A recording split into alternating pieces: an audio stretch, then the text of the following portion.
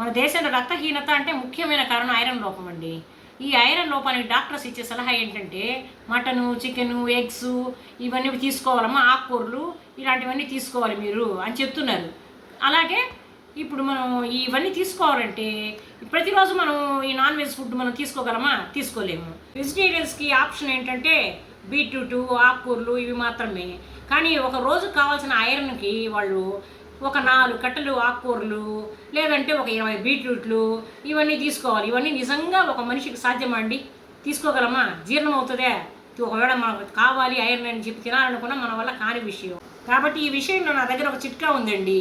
ఇది ప్రతి ఒక్కరూ వాళ్ళ ఇళ్లలో ఈజీగా చేసుకోవచ్చు, వెరీ చీపు. దీనివల్ల ఒక రోజుకు సరిపడ్డ ఐరన్ మన బాడీకి వచ్చేస్తుంది.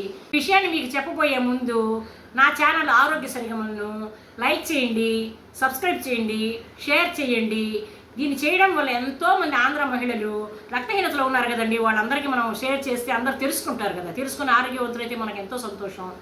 రక్తం పెరగాలంటే సింపుల్గా ఒక 2 వేరుశనగ ముద్దలు, ఒక గ్లాసు నిమ్మరసం తీసుకున్నారు అనుకోండి.